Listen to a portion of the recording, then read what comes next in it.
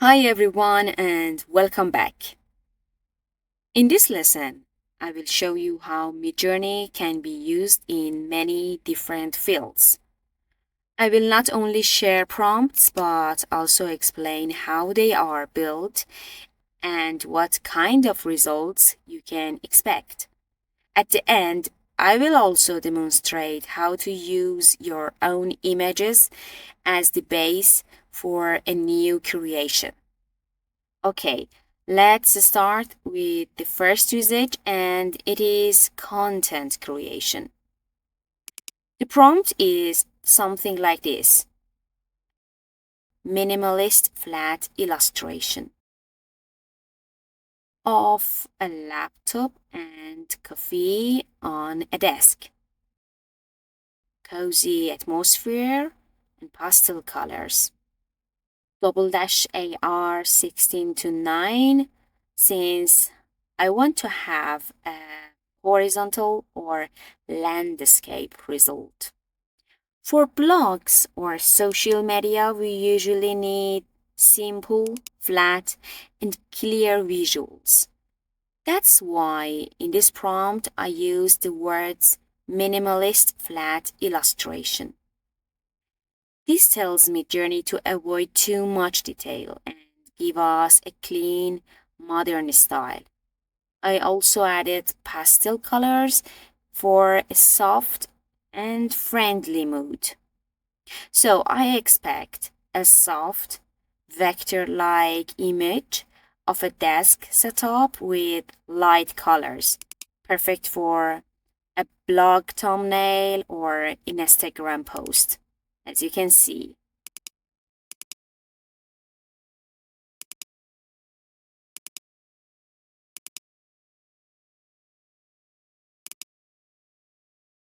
Let's continue with marketing and advertising. I want to test this prompt. Modern product poster of a cold drink can with splashing water and ice, vibrant colors, high quality. As you can see, I add now double dash AR 9 to 16 since I need a vertical image. Okay. For marketing, you want something bold and eye-catching. In this prompt, I asked for a modern product poster with splashes of water and ice to make the drink look fresh and dynamic. The words vibrant colors, high quality push MidJourney to give us a polished, professional advertising look. So I expect a realistic poster style image like a Coca-Cola and with bright highlights and dramatic splashes. Okay, as you see now I have 4 vertical images that I can use for my marketing. The third way that you can use MidJourney for work is to use it for product and design. I want to write a prompt, something like futuristic running shoes design, sleek lines, neon details, and concept art. I don't want to use any parameter as AR. Okay, let's create images. Okay, when designing products, MidJourney is great for concept explorations. In this prompt, I asked for futuristic running shoes with sleek lines and neon details. That tells the AI to create something innovative, sporty, and slightly sci-fi. That is how designers can brainstorm ideas quickly. So I expect a stylish sneaker concept that looks like It belongs in the future with glowing accent. Okay, let's continue. Sometimes I need to use MidJourney for animation and storyboarding. For example, I want to write a prompt like cinematic storyboard frame of a young hero standing on a cliff at sunset. Anime style. Now I want to set the proportion from the setting here, and I want to set it as a square image. So I use 1:1. Okay, let's create. For animation, we can create storyboard frames.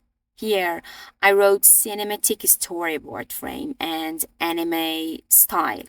This tells MidJourney to frame the scene like a movie shot, but with anime visuals.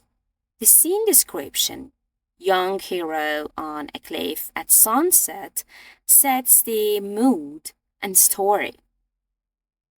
So, the result is an anime shot of a character at sunset with dramatic lighting, perfect for storyboards. But how can I make an animation from this result?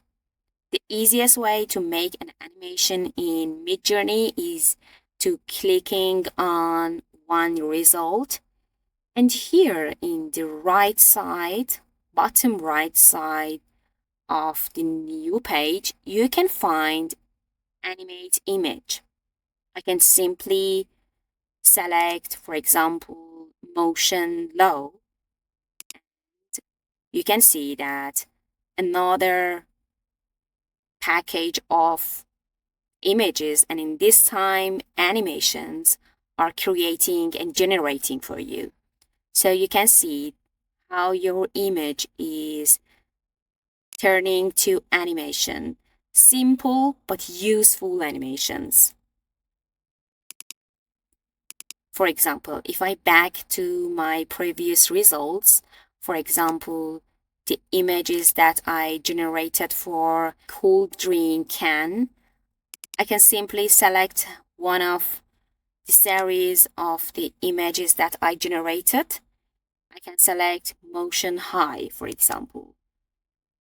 And as you can see, now I have 4 videos or animations of just a simple image.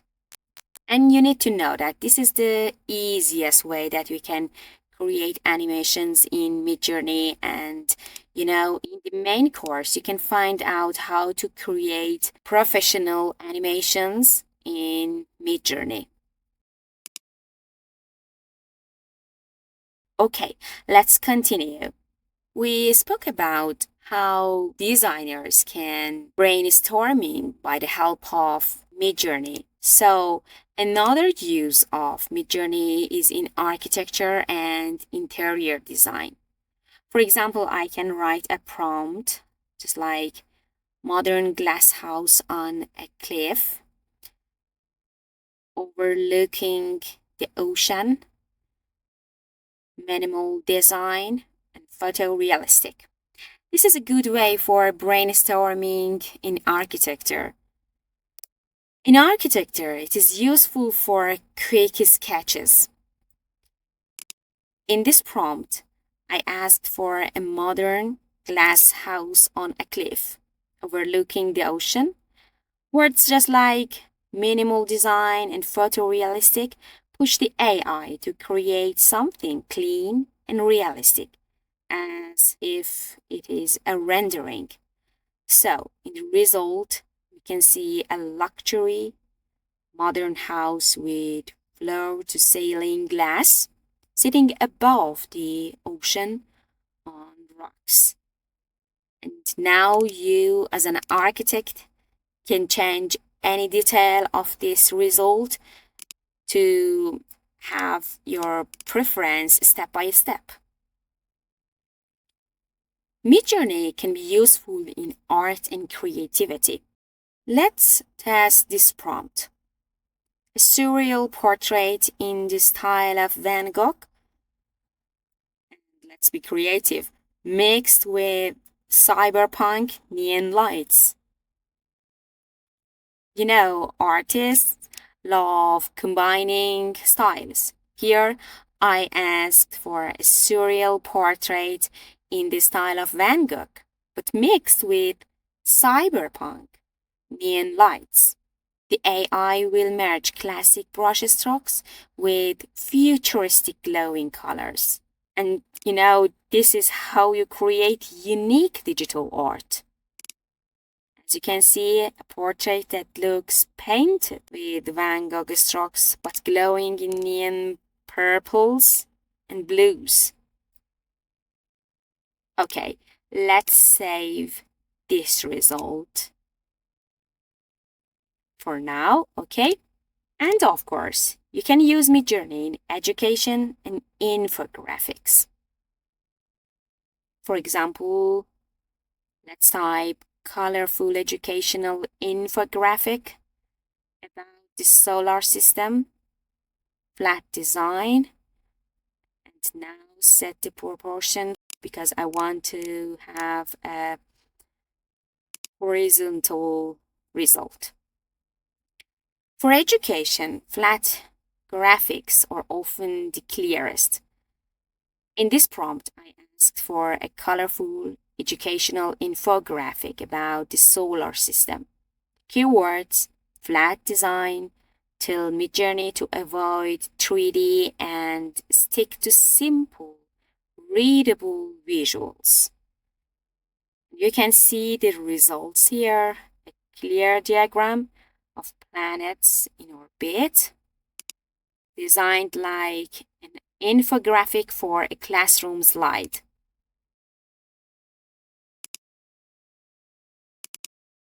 And the last usage that I want to cover in this short course is using your own images, or you can consider it as image to image. If you remember, I just saved one of the Van Gogh results and I want to use it for a new prompt. I want to create a YouTube thumbnail for this lesson and I want to use that Van Gogh result as the main subject in my thumbnail. In this case, I can add the image to the prompt. To do that, I can simply click on this little picture and you can see add photo here. And I can upload it and drag it to this section that is written image prompt. Okay, now I can write a prompt, something like YouTube thumbnail background, Van Gogh inspired portrait, subject on the left, and clean empty space on the right for bold headline. You should know that most of the time, if you want to write directly by MidJourney on a poster, you cannot expect to have a right result. And most of the time, words will be mixed with each other. So, for the best result, generate an image without text and add text, for example, with Canva or Photoshop. Cinematic lighting, vibrant colors, and here, because it is a thumbnail for YouTube, I can add /AR16 to 9. Okay, so I uploaded a Van Gogh inspired portrait I had generated earlier and used it as the base for a YouTube thumbnail for this course. And as you can see the result, the AI keeps the Van Gogh style but leaves space for adding text. So, for example, I can add how MidJourney can be super useful.